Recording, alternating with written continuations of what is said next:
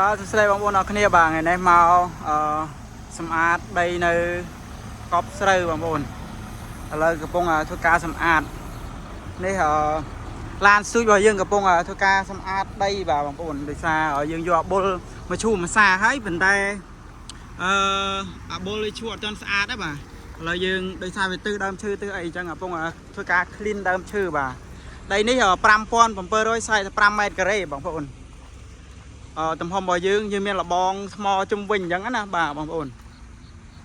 ឡូវនេះយើងកំពុងធ្វើការសម្អាតពេលសម្អាតហើយយើងធ្វើការដាក់ផុសឲ្យបងប្អូនមើលបាទដើម្បីបងប្អូនដែលទៅការដីនៅម្ដុំកប់ស្រូវបងប្អូនដីសម្រាប់ធ្វើឃ្លាំងធ្វើជាបរិយក៏បានវីឡាក៏បានដែរបាទបងប្អូនឃ្លាំងក៏បានដែរបាទរោងចក្រក៏បានបាទដីនេះកន្លះហិកតាបងប្អូនដីរបស់យើងទំហំធំទៅលឿនមែនទែនបាទដោយសារតែយើងទិបតែកាប់ដើមឈើអញ្ចឹងក្រុមការងារគាត់កំពុងរៀបចំសម្អាតបាទសម្អាតនៅខាងក្រោមនឹងដើម្បីឲ្យស្អាតបាទបងប្អូនយើងកំពុងធ្វើការសម្អាតនេះយើងកាប់ដើមឈើកាប់អីយកមកដាក់គៀននឹងអញ្ចឹងបាទឥឡូវកំពុងធ្វើការសម្អាតពេលសម្អាតស្អាតហើយបាទបងប្អូនចាំមើលខ្ញុំផុសនៅក្នុងpage បាទនឹងនៅក្នុង channel YouTube ពេលដែលខ្ញុំសម្អាតហើយឥឡូវកំពុងធ្វើការសម្អាតដើមឈើសម្អាតអីហ្នឹងបាទហើយខាងនេះបងប្អូនយើងសម្អាតហើយបាទនៅដើមឈើមួយដើមទៀតហើយនៅខាងមុខនេះយើងដាក់ជាប្រភេទឃ្លាំងបងប្អូនជាប្រភេទឃ្លាំងយើងដាក់ស្តុកអីវ៉ាន់ស្តុកអីអញ្ចឹងបាទនេះច្រកចូលរបស់យើងច្រកចូលរបស់យើងចូលពីខាងហ្នឹងមកបាទបងប្អូននេះហើយដោយសារខាងក្នុងនេះយើងទៅធ្វើការរៀបសម្អាតវាបាទយើងកំពុងធ្វើការសម្អាតនេះក្រុមការងារយើងនៅឃ្លាំងកំពុងធ្វើការសម្អាតរៀបចំលើកអវ៉ាន់លើកអីបាទយើងកំពុងធ្វើការលើកដាក់ដើម្បីឲ្យយើងមើលទៅឃើញ clean ណាឃើញស្អាតណាបងប្អូនបាទនេះដោយសារយើងឈូសដើមឈើពីម្ដុំនេះអីទៅឲ្យស្អាតណាបងប្អូននេះពីដើមវាមានស្មៅមានអីអញ្ចឹងប៉ុន្តែដល់ពេលយើង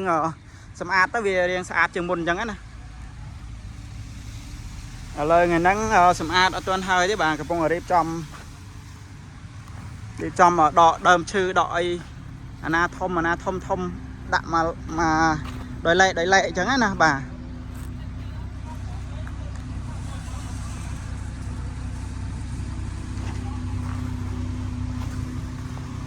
នេះកន្លែងបុលយើងឈូសសម្អាត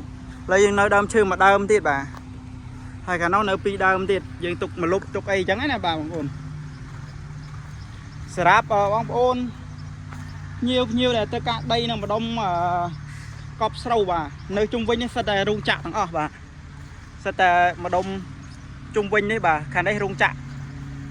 ដែរបាទបងប្អូននេះបាទខ្ញុំថតឃើញទៅត្បូងលឹមហ្នឹងបាទបងប្អូននេះបាទរោងចក្រគេហើយខាងនោះក៏រោងចក្រដែរបាទសិតតែដំបូងរោងចក្រទាំងអស់ជុំវិញហើយយើងសម្រាប់បងប្អូនដែលត្រូវការដីសម្រាប់បើកជាឃ្លាំងបាទជារោងចក្រអីបាទអាចតាក់ទងមកបាទតាមលេខទូរស័ព្ទដែលខ្ញុំដាក់នៅក្នុង description ហ្នឹងបាទបងប្អូនឥឡូវកំពុងធ្វើការសម្អាតដើមឈើសម្អាតអីឥ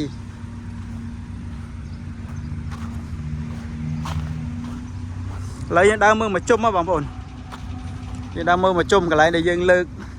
ហើយឬក៏អត់ទាន់ហើយអញ្ចឹងដោយសារនេះយើងត្រឡប់ស្មៅចេញមួយសាអញ្ចឹងណាបាទយើងត្រឡប់ស្មៅហើយឲ្យវាស្អាតដូចខាងនេះអញ្ចឹងហើយជុំវិញបងប្អូនមើលសិតតែលបងយើងធ្វើលបងថ្មស្អាតស្រាប់អញ្ចឹងណាបាទគេធ្វើលបងជុំវិញអញ្ចឹងបាទ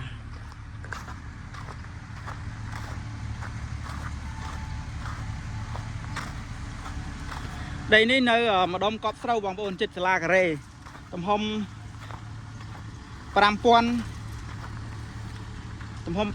ការ៉េជាងបាទបងប្អូន5305ការ៉េបាទបងប្អូនតែបងប្អូនទៅកាដីនៅម្ដុំ កប់ស្រូវអីបាទកុំភ្លេចតាក់ទងមកបាទនៅមុខនេះក៏ធ្វើជាបរិយជាវិឡាអីចឹងណាបាទ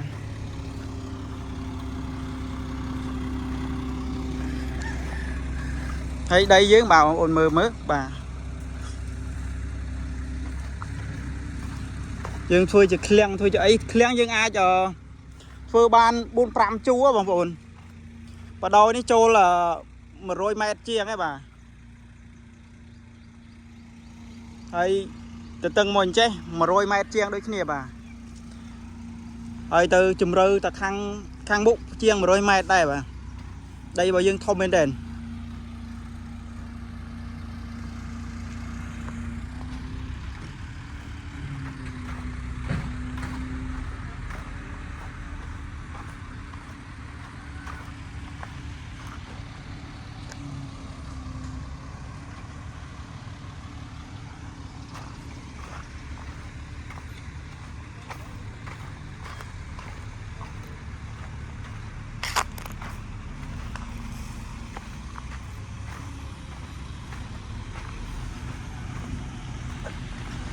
អានេះពីខាងក្រោយដីយើងបាទបងប្អូនយកមកពីខាងក្រោយវិញបាទខាងនេះយើងឈូសសម្អាតគៀនកដាលហ្នឹងសិតតែដើមឈើហើយស្មៅយើងកំពុងសម្អាតដូចគ្នាបាទ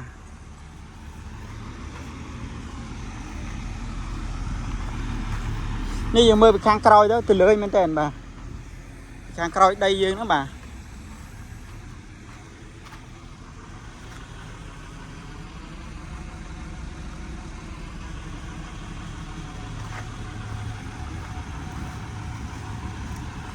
ឥឡូវក្រុមការងារក៏កំពុងរៀបចំសម្អាត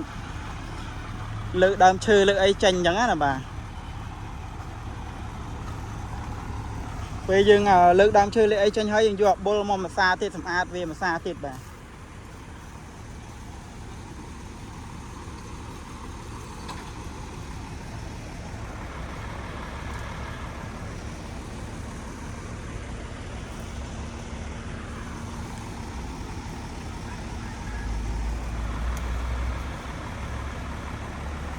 ឥឡូវអិចពងស្ទូចរបស់យើងពងលើកគល់ឈើចាញ់